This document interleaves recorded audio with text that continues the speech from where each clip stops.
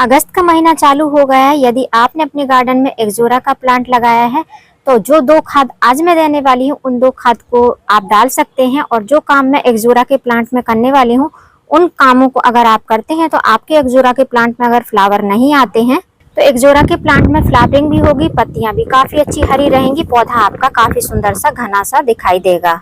Hello friend, मैं Sabita green garden Gujarat से। एग्जोरा के प्लांट में हाइब्रिड वैरायटी और देसी वैरायटी 2 तरीके की वैरायटी आपको देखने को मिलेंगी। मेरे गार्डन में जो आपको एग्जोरा दिखाई दे रहा है ये नॉर्मल वैरायटी के प्लांट है जो कि हर जगह पर आपको गार्डन में लगे हुए देखने को मिलते होंगे। मेरे दोनों ही प्लांट कटिंग से लगे हुए हैं और इनमें मैं मोस्टली रेनी सीजन में या गर्मी के टाइम में ही फर्टिलाइजर देती हूँ। ये मेरा रेड कलर का एग्जोरा का प्लांट है जिसकी पत्तियां आपको पीली पीली सी दिखाई दे रही हैं ऊपर की साइड। नीचे की पत्तियां थोड़ी सी आपको ग्रीनिश दिखाई देंगी और प्लांट जो है मेरा 8 इंच के पॉट में लगा हुआ है। सेम वैसे ही कलर डिफरेंस है। ये पिंक कलर का एग्जोरा है, ये भी कटिंग से लगा हुआ है। और रेनी सीजन में अगर आप कटिंग लगाना चाहते हैं एग्जोरा की तो बहुत आसानी से पेंसिल साइज की कटिंग लग जाती है। किसी भी प्लांट को अपने गार्डन में ऐड करते हैं तो उसकी फुल इन्फॉर्मेशन आपको होना चाहिए, जिससे कि जब उस पौधे को आप अपने गार्डन में लेकर आए तो आपका पैसा खराब ना हो, पौधा आपका जीवित रहना चाहिए, पौधे में फूल और कलियां आते रहना चाहिए। तो सबसे पहली बात, यदि आप एग्जोरा का प्लांट नर्सरी से ला रहे हैं तो सॉइल चेक कर लीजिए। अगर नॉर्मल सॉइल में लगा हुआ है तभी आप उस प्लांट को परचेज करिए, या फिर आप एक्सपर्ट हैं किसी भी सॉइल मीडिया से निकालकर अपने गार्डन की सॉइल में प्लांट को लगा सकते हैं तो आप जो है कोई भी सॉइल मिक्स में लगा हुआ प्लांट ला सकते हैं। एग्जोरा की प्राइस की बात करें तो नॉर्मली जो देसी वैरायटी के जैसे कि मेरा प्लांट है ये थोड़ा सा लॉन्ग रहता है, बहुत ज्यादा हाइट इसकी नहीं होती है, लेकिन तब भी इसकी हाइट होती है 6-7 फुट तक आराम से इसकी हाइट चली जाती है। तो अगर इस टाइप की आप एग्जोरा लेते हैं तो हमारे यहाँ तो नर्सरी में 40-50 रुपए के अंदर ही आपको मिल जाएगा, मतलब 30 रुपए से स्टार्ट होगा और 40-50 मैक्सिमम प्राइस रहेगा जो कि छोटे पॉली बैग में लगा हुआ एग्जोरा का प्लांट रहेगा। और यदि आप हाइब्रिड वैरायटी के एग्जोरा के प्लांट लेते हैं तो वो कॉस्टली पड़ते हैं। अधिकतर प्लांट जो है आपको पॉट में लगे हुए मिलेंगे जो कि काफी ज्यादा बुसी बुसी से प्लांट रहते हैं। लेकिन हाइब्रिड एग्जोरा जो रहते हैं वो गर्मियों में नहीं ब्लूम करते हैं, वो बरसात में और सर्दियों में, मोस्टली सर्दियों में ही सबसे ज्यादा उनमें ब्लूमिंग होती है। मैं जो ये वैरायटी दिखा रही हूँ ये पूरे साल ही ब्लूम होते रहते हैं, थोड़ा सा सर्दियों में थोड़ी सी कम ब्लूमिंग होती है। बाकी जब हमको फूलों की कमी महसूस होती है गर्मी और बरसात में है तो ये फुल ब्लूम में रहते हैं। अब यदि आप एग्जोरा का प्लांट लगा रहे हैं तो उसको सनलाइट देना बहुत जरूरी है। सनलाइट मिलेगी तभी आपके एग्जोरा के प्लांट में फ्लावरिंग और कलियां बनेंगी। गुच्छों में फ्लावरिंग करने वाला फ्लावरिंग प्लांट है तो इसको काफी अच्छी हार्ड सनलाइट चाहिए, मतलब कि पूरे दिन की धूप इसको मिलेगी तो पौधा आपका बहुत अच्छे से चलता रहेगा। पौधे को धूप अच्छे से नहीं मिलेगी तो पत्तियां आपको इस तरीके से दिखाई देने लगेंगी। इसको प्रकाश संश्लेषण की पूरी प्रक्रिया होनी चाहिए, ऐसा कुछ सनलाइट होना चाहिए। हमारे यहाँ पर लगातार बारिश गिर रही थी जिसकी वजह से धूप बहुत ज्यादा नहीं निकल रही थी, उसके कारण आप देख सकते हैं पत्तियां इस तरीके से हो गई। और कुछ रीजन येलो पत्तियां होने का या इस तरीके की व्हाइट पत्तियां होने का रीजन ज्यादा बारिश, मतलब कि ओवर वाटरिंग भी हो जाती है। जब मिट्टी में ओवर वाटरिंग हो जाती है, लगातार बारिश होती रहती है, मॉइस्चर हटता नहीं है, तब भी पत्तियां इस तरीके से हो जाती हैं। अब यदि आप नर्सरी से पौधा परचेज करके लाए हैं एग्जोरा का तो उसको किस तरीके के गमले में लगाना चाहिए, तो वैसे तो सबसे बेस्ट जो गमला रहता है वो होता है मिट्टी का पॉट। मिट्टी के गमले में अगर कोई भी प्लांट लगाते हैं तो उसकी रूट डेवलपमेंट बहुत अच्छे से होती है। मेरा ये 8 इंच का गमला है और हर साल मैं इसी गमले में इसकी रिपोर्टिंग करती हूँ। गर्मी के टाइम में जैसे ही फरवरी फिनिश होता है, मार्च आता है तो मैं इसकी रिपोर्टिंग कर देती हूँ। रूट प्रूनिंग करके सेम उसी पॉट में मैं प्लांट को लगा देती हूँ नई सॉइल मीडिया में। तो अगर आप चाहते हैं एग्जोरा प्लांट को लगाना और चाहते हैं किस तरीके के पॉट में लगाएं तो आप 8 इंच के गमले से अपना जो है प्लांट रिपोर्ट करना स्टार्ट कर सकते हैं। लेकिन प्लांट जो है किस साइज का है उस पर भी आपके पॉट का साइज डिपेंड करता है। अगर आपका प्लांट बड़ा है तो उसी हिसाब से आपको प्लांटर भी बड़ा लेना पड़ेगा। मैंने अपने पौधे को कटिंग से ग्रो किया था, इसलिए मैंने कटिंग रिपोर्ट जब करी थी तो इस तरीके के पॉट में कर दी थी। सेम इसी पॉट में मैं बार बार इसमें लगाती रहती हूँ। सेम प्रोसेस मैंने इस प्लांटर में भी किया था। मैं बार बार जो है इसकी रूट प्रूनिंग करके इसको भी रिपोर्ट करती रहती हूँ। अब जिन लोगों के एग्जोरा के प्लांट गार्डन में लगे हुए हैं लेकिन उनमें फ्लावरिंग नहीं हो रही है तो वो क्या कर सकते हैं, हम यही कर सकते हैं कि अपने प्लांट की रूट प्रूनिंग करके उसको रिपोर्ट कर सकते हैं। यदि आपको रेनी सीजन में फ्लावरिंग चाहिए तो यदि आप उसकी रिपोर्टिंग कर देते हैं या प्रूनिंग कटिंग कर देते हैं, लगी लगी सी ब्रांचेस हो गई उनको आप कट कर देंगे तो आपका प्लांट बहुत अच्छे से बुशी भी बन जाएगा और उसमें जो है नई नई कलियां फूल भी आने लगेंगे। प्लांट का बूसी होना प्लांट के स्वभाव पर भी डिपेंड करता है। जैसे आप देख सकते हैं ये पिंक कलर का एक्जोरा है, इसमें आप देख सकते हैं ये नीचे से काफी ज्यादा बूसी हो रहा है। और सेम वैसे ही वैरायटी का ये प्लांट है जो कि रेड कलर का है। इसकी ब्रांचेस लगी लगी सी होती हैं, इसकी हाइट भी काफी ज्यादा होती है अकॉर्डिंग टू पिंक वाले प्लांट से। अब कटिंग किस तरीके से करना है, तो कटिंग आपको वैसी ब्रांच पर करना है जहाँ की नया फुटाव नहीं आ रहा है। जैसे कि ये वाली ब्रांच देख सकते हैं, इसमें फ्लावरिंग हुई थी, उसके बाद में कोई नया फुटाव इसमें आ नहीं रहा है। आज हमारे यहाँ पर बहुत ज्यादा हवा चल रही है, यहाँ पर देख सकते हैं। तो ये यहाँ से इसकी मैं प्रूनिंग कटिंग करने वाली हूँ, जहाँ से इसमें नई नई ये जो ब्रांच निकली थी जो कि फ्लावरिंग में कन्वर्ट हो गई हैं, अब इसको मैं इस जॉइंट से इससे कट करने वाली हूँ। तो कुछ करना नहीं, एक शार्प कटर लेना है आपको और इसमें बस हमको कट लगा देना है।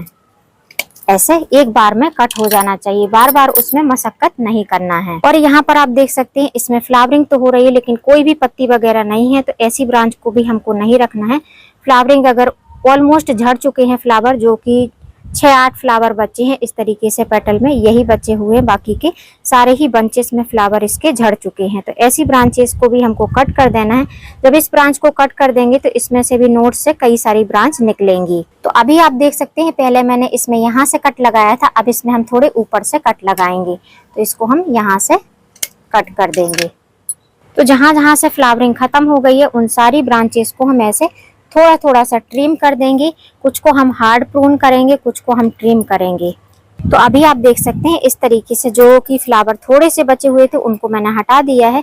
जैसे ये फ्लावर है, इस तरीके के फ्लावर भी आपको हटा देना है क्योंकि ऑलमोस्ट सारा ही बंच इसका फिनिश हो चुका है। तो इसको भी प्लांट से मैंने हटा दिया है। तो आपको ये काम करना है, अगर आपके मोगरे के प्लांट में फ्लावरिंग नहीं हो रही है तब भी आपको इसकी प्रूनिंग कटिंग करनी है और रूट की प्रूनिंग करनी है, प्लांटर दूसरा देना है। अब यदि पौधे की कटिंग लगाना चाहते हैं तो बेस्ट सीजन है रेनी सीजन। एक्जोरा प्लांट के एक प्लांट से बहुत सारे प्लांट बनाने का, या कहीं से कटिंग मिल जाती है तो कटिंग ग्रो करने का।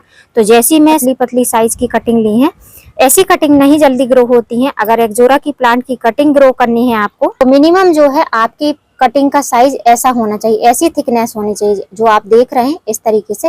जैसे पेंसिल की मोटाई होती है उस साइज की आपको कटिंग लेनी है और उसको अगर आप मिट्टी और सैंड मिक्स करके और गड़ा देंगे तो बहुत आसानी से आपकी कटिंग ग्रो हो जाएगी। नेक्स्ट काम आपको ये करना है कि गमले की मिट्टी की सफाई करनी है। रेनी सीजन में बहुत सारी पीली पत्तियां, सूखी पत्तियां गमले में गिरती रहती हैं जिससे कि पौधे में फंगस लगने लगता है। तो ऐसी चीजों को आपको हटा देना है, गमले में नहीं रहने देना है। वैसे तो एक एक महीने में ये सब काम करने चाहिए, लेकिन एक्जोरा का प्लांट बहुत ही हार्डी प्लांट होता है। इसको बहुत ज्यादा देखभाल की जरूरत नहीं होती है, ना ही बहुत ज्यादा खाद की जरूरत होती है। अगर साल में आप 2 बार भी इसमें खाद दे देते हैं तो प्लांट आपका बहुत अच्छे से ग्रोथ करता रहता है। अब पौधे में खाद देना है तो अगर मिट्टी एकदम गीली नहीं है तो आपको उसकी गुड़ाई कर लेना है। गमले की मिट्टी की अगर गुड़ाई करके आप फर्टिलाइजर देंगे तो पौधे को जल्दी से फर्टिलाइजर मिलेगा और वो जड़ों में जल्दी से जाएगा। बहुत ज्यादा डीप गुड़ाई नहीं करना है क्योंकि ये एक ऐसा परमानेंट प्लांट है जिसकी रूट ऊपर भी काफी ज्यादा होती है और नीचे भी ज्यादा होती है। तो ऊपर जो रूट होती है पतली पतली रूट, ये फीडर रूट होती है जो कि हम खाद देते हैं तो पौधा बहुत जल्दी से ये खाद अपने अंदर सोख कर लेता है। अब यदि मिट्टी गीली है, अधिकतर जगह पर बारिश हो रही है, मिट्टी अगर गीली है और आप इसमें फर्टिलाइजर देना चाहते हैं तो मैंने बारिश के बहुत सारे वीडियो में आपके साथ में शेयर किया है कि पौधे को अगर खाद देना है, गुड़ाई नहीं कर सकते तो कैसे कर सकते हैं, तो वो भी आपको मैं बता देती हूँ। तो उसके लिए आपको कुछ भी नहीं करना है। आपको करना क्या है कि बस सीधा सिंपल सा इधर होल कर लेना है या छोटा सा मून आकार बना लेना है और होल करके उसी होल में फर्टिलाइजर को डाल देना है और अच्छे से ढक देना है।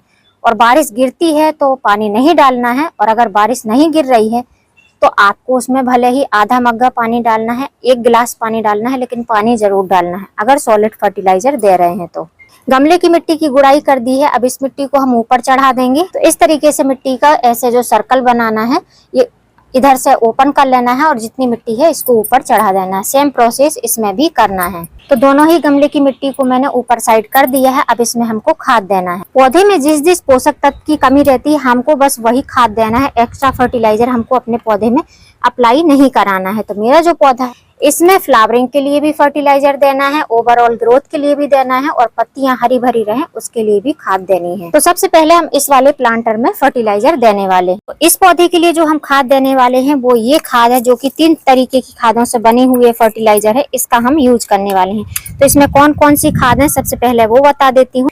तो सबसे पहले तो है इसमें एप्सम सॉल्ट, जो कि हमारे पौधों की जो पत्तियां हरी नहीं है, पीली पीली सी हो गई हैं, उनकी जो उसमें पोषक तत्व की कमी हो गई है उसको पूरा करेगा। मैग्नीशियम सल्फेट है इसमें, जो कि प्रकाश संश्लेषण प्रक्रिया में कारगर सिद्ध होता है। और एप्सम सॉल्ट जो होता है वो एक ऑर्गेनिक फर्टिलाइजर होता है। अब जो दूसरा फर्टिलाइजर देना है वो ग्रोथ के लिए, ओवरऑल ग्रोथ के लिए, नीचे रूट से लेकर ऊपर की टिप तक की ग्रोथ के लिए हमको फर्टिलाइजर देना है। तो उसके लिए हम यूज करने वाले हैं ये है सीविड ग्रेन्यूल्स, जिसको सीविड माइक्रोन्यूट्रिएंट भी बोलते हैं। तो ये सीविड ग्रेन्यूल्स अगर हम हाफ टेबल स्पून 8 इंच के गमले में 15 दिन में डाल देते हैं तो हमारे पौधे में जो पोषक तत्वों की कमी रहती है वो फुलफिल होती रहती है और पौधा हमारा हेल्दी चलता रहता है। तो जिन लोगों को नहीं पता चलता कि हमारे पौधे में किस प्रकार के पोषक तत्व की कमी है, तो आप सीविड माइक्रोन्यूट्रिएंट ग्रेन्यूल्स का यूज करिए। 15 दिन में एक बार पौधा हरा भरा भी रहेगा, फूल और कलियां भी बनते रहेंगे। अब जब पौधे में ग्रोथ आने लगती है तो हमको फूल और कलियां जल्दी से चाहिए रहता है, जिसको इंक्रीज करने के लिए जो हम फर्टिलाइजर देने वाले हैं वो बहुत अच्छा काम करता है। वो है ये खाद जिसको बोलते हैं ऑर्गेनिक पोटास या बायो पोटास। पोटास में भी आपको 2 तरीके के पोटास मिलेंगे। एक केमिकल पोटास जिसको रेड पोटास कहा जाता है, वो थोड़ा क्रिस्टल फॉर्म में होता है, और ये जो इस तरीके से दानेदार होता है जो कि पौधे के लिए बहुत अच्छा होता है। तो अगर आप देना चाहते हैं पोटास तो ऑर्गेनिक पोटास दीजिए। 15 दिन में एक बार अगर पौधे में देते हैं तो रिजल्ट बहुत अच्छा मिलता है। लेकिन पोटास का यूज आपको तभी करना है जब पौधे में ग्रोथ होती रहती है। जैसे कि आप देख रहे हैं इस पौधे में आपको आगे से ग्रोथ दिखाई दे रही है, तो जब ग्रोथ होती रहेगी तब इस फर्टिलाइजर का आपको यूज करना है। अब इन तीनों चीजों को मिक्स करके मैंने 2 पौधों के लिए बनाया है, तो हाफ टेबल स्पून के हिसाब से बनाया है। 1 टेबल स्पून मैंने ऑर्गेनिक पोटास लिया है, 1 टेबल स्पून माइक्रोन्यूट्रिएंट सीविड लिया है और 1 टेबल स्पून एप्सम सॉल्ट लिया है। अब तीनों चीज मिलाकर 3 टेबल स्पून हो गया है। तो इसमें से हम हाफ पार्ट एक गमले में डालेंगे और हाफ पार्ट एक गमले में डालेंगे। तो इसमें से ऐसे लूंगी और इसको इस तरीके से मैं स्प्रिंकल चारों साइड में कर दूंगी। हाफ पार्ट ही हमको डालना है, बहुत ज्यादा मात्रा में नहीं डालना है। वैसे तो तीनों ही फर्टिलाइजर हमारे ऑर्गेनिक फर्टिलाइजर हैं, इससे हमारे पौधे में कोई भी डैमेज नहीं होगा। फर्टिलाइजर देने के बाद में हमने जो मिट्टी ऊपर चढ़ाई थी, इस मिट्टी को हमको नीचे कर देना है और जो हमने खाद दिया है उस खाद को हमको ऐसे ढक देना है। इस तरीके से ढक देंगे तो जब इसमें हम पानी देंगे तो पानी धीमे धीमे घुलनशील होगा। बारिश का पानी गिरेगा तो फर्टिलाइजर ऊपर नहीं आएगा और नीचे ही नीचे ये जो है जड़ों में पहुंचता रहेगा। अब सेम फर्टिलाइजर हमको इसमें भी अप्लाई करना है। तो ये जो इतना फर्टिलाइजर है इसको हमको ऐसे रिंग साइड में इसमें डाल देना है। फर्टिलाइजर डालने के बाद में इसकी भी मिट्टी को नीचे कर देना है और खाद को ढक देना है। अब पौधों में हमको देना है पानी। आज मेरे यहाँ पर थोड़ी धूप निकली हुई है तो इसमें लगभग 1-1 मग के करीब में ऐसे हाथ लगाकर पानी दूंगी।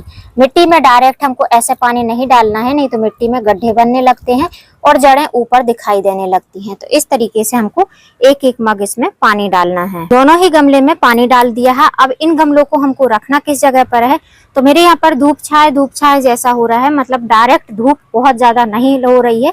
थोड़ी देर धूप आती है फिर 5 मिनट बाद चली जाती है।